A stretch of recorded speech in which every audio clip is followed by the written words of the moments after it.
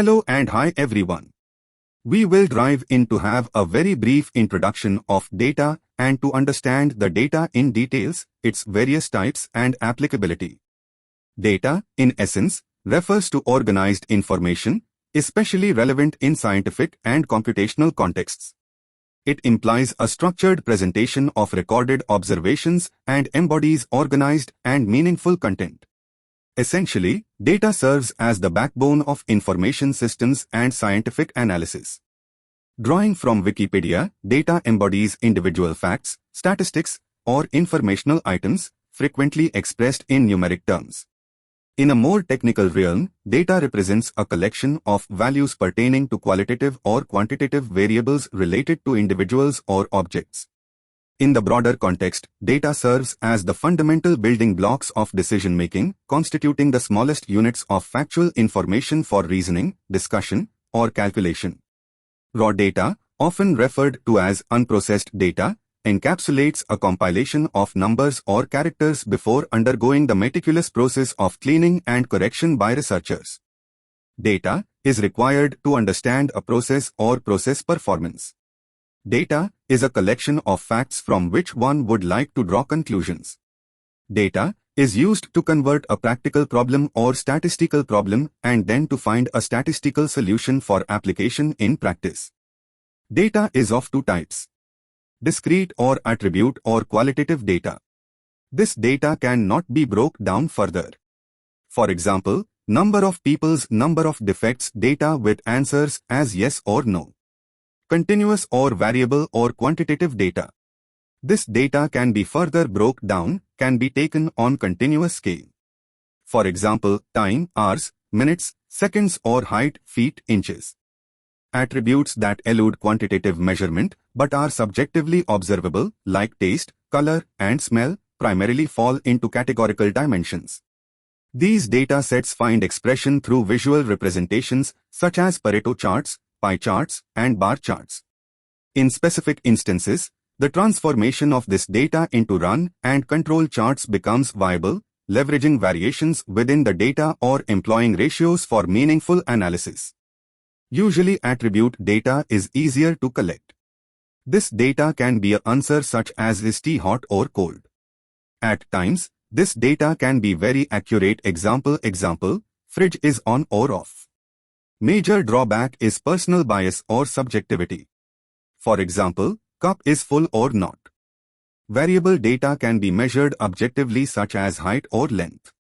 Almost anything can be converted to continuous data by making it as percentage.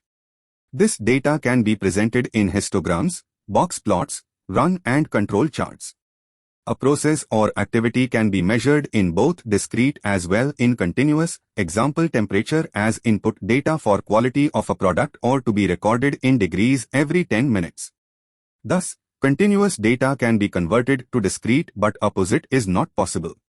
Why to convert to continuous data? Because it is more precise, provides more information, it removes variation and errors.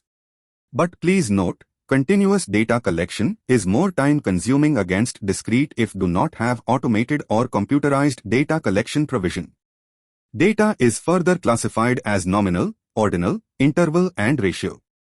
Nominal data is the lowest data level. Simply applies number to qualitative description. Numbers assigned to each category does not indicate whether data is better or worse than others. Also, numbers do not have a scale. Simple example of nominal data. Example is self-explanatory. This data cannot be used in mathematics. It does not have absolute zero and provides least information such as box with 50 balls. Ordinal data is at higher level than nominal. Numbers in this data provides some meaning. Qualitative in nature but ranking makes sense. Data is with logical order but the intervals has no meaning. From example of ordinal data, it is clear that no difference of values, no absolute zero and no lower value. Interval data is at higher level than ordinal. Numeric values in this data can be arranged in meaningful logical order. Interval data is continuous and each interval has meaning. This data offers more flexibility for statistical analysis. From the example, one not only knows that at 10 am it was hotter but also that it was 3 degrees hotter than at 8 am.